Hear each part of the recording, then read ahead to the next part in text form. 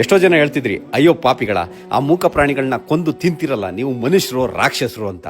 ನೀವ್ ಹೇಳೋದು ಸತ್ಯನೇ ಇರ್ಬೋದು, ಆದ್ರೆ ಏನ್ ಮಾಡ್ತೀರಾ, ನಾವು ಬೆಳೆದು ಬಂದಿರೋ ಕಲ್ಚರಲ್ಲಿ ಇದು ನಮ್ಮ ಆಹಾರ ಪದ್ಧತಿಯಾಗಿ ಹೋಗ್ಬಿಟ್ಟಿದೆ. ಈ ವಿಡಿಯೋನ ನೋಡುವಾಗ ನಾವೆಂತ ಕಟುಕರಲ್ವಾ ಅಂತ ನನಗೂ ಕೂಡ ಅನಿಸ್ತಾ ಇದೆ.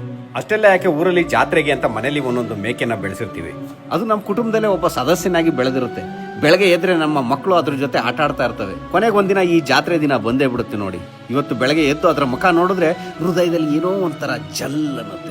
ಆದ್ರೆ ಏನ್ ಮಾಡಕ್ಕಾಗತ್ತೆ ಹೇಳಿ, ಜಾತ್ರೆಗೆ ಅಂತಾನೆ ಬೆಳೆಸಿದ ಮೇಕೆ ಅದು. ಕಡಿಯೋಕೆ ಕರ್ಕೊಂಡು ಹೋಗ್ತಿದ್ರೆ ತನ್ನ ಮಾಲೀಕನಿಂದ ಪ್ರತಿದಿನ ಹುಲ್ ಮೇಯಕ್ಕೆ ನಡ್ಕೊಂಡು ಹೋದಾಗೆ ಕುತ್ತಿಗೆಗೆ ಹೂವಿನ ಹಾರ, ಹಣೆಗೆ ಕುಂಕುಮನ ಹಚ್ಕೊಂಡು ತಮ್ಮನ್ನು ಹಿಂಬಾಲಿಸುತ್ತೆ. ದೇವಸ್ಥಾನದ ಮುಂದೆ ಬಲಿ ಕೊಡೋ ಜಾಗದಲ್ಲಿ ಅದ್ರ ಕಣ್ಣು ಮುಂದೆನೆ ಅದ್ರ ಸ್ನೇಹಿತರ ರುಂಡ ಮುಂಡಗಳು ಬೇರ್ಪಟ್ಟು ಬಿದ್ದು ಒದ್ದಾಡ್ತಿರೋದನ್ನ ನೋಡಿದ್ರು ಕೂಡ ತನ್ನ ಸಾವಿನ ಬಗ್ಗೆನೂ ಚಿಂತೆ ಮಾಡದೇ ನಮ್ಮ ಕೈಲಿರೋ ಹುಲ್ಲನ್ನ ಕಿತ್ಕೊಂಡು ತಿಂತಾ ಇರುತ್ತೆ. ಅದನ್ನ ಕಡಿಯೋಕೆ ಅಂತ ಕಡ್ಕ ಹಗ್ಗ ಇಟ್ಕೊಳಕ್ ಬಂದ್ರೆ ಅವ್ರನ್ನ ಬುದ್ಧಿ ದೂರ ತಳ್ಳುತ್ತೆ. ಕೊನೆಗೆ ಆ ಯಜಮಾನನೇ ಹಗ್ಗ ಇಟ್ಕೊಂಡು ನಿಂತಾಗ ತಲೆ ಬಗ್ಸಿ ಕೆಳಗಡೆ ಹುಲ್ ಮೇಯ್ತಾ ಆ ಕಡ್ಗಕ್ಕೆ ಕುತ್ತಿಗೆಯನ್ನ ಕೊಟ್ಟಿರುತ್ತೆ. ಅದರ ಕುತ್ತಿಗೆಯನ್ನ ಕಡ್ದಾಗ ಆ ಹುಲ್ಲು ಇನ್ನೂ ಹೊಟ್ಟೆಗೆ ಸೇರಿರಲ್ಲ, ಕುತ್ತಿಗೆಯಲ್ಲೇ ನೇತಾಡ್ತಾ ಇರುತ್ತೆ. ಆ ಮೇಕೆಯ ತುಂಡಾಗಿರೋ ರುಂಡದ ಕಣ್ಣುಗಳನ್ನ ನೋಡಿದಾಗ ನನಗೊಂದಿಷ್ಟು ಪ್ರಶ್ನೆಗಳು ಕಾಡ್ತವೆ. ಅದಕ್ಕೆ ನಾನು ಸಾಯ್ತೀನಿ ಅನ್ನೋದು ಮೊದಲೇ ಗೊತ್ತಿತ್ತ?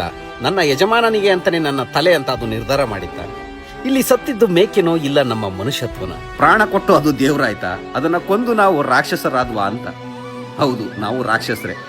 ಅದನ್ನ ಮನೆಗೆ ತಂದು ಸಣ್ಣ ಸಣ್ಣದಾಗಿ ತುಂಡು ಮಾಡಿ ಗುಂಡಿನ ಜೊತೆ ನೆಂಟರಿಗೆಲ್ಲ ಬಡಿಸಿದ್ವಿ.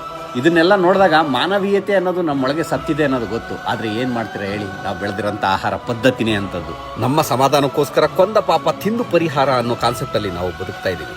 ಈ ಬಲಿ ಕೊಡೋದನ್ನ ನೋಡಿದಾಗ ಎಷ್ಟೋ ಸರಿ ಯಾಕೆ ನಾವು ಈ ಮಾಂಸ ಆಹಾರವನ್ನು ತ್ಯಜಿಸಿ ಮನುಷ್ಯರಾಗಬಾರ್ದು ಅಂತ ಅನ್ಸುತ್ತೆ.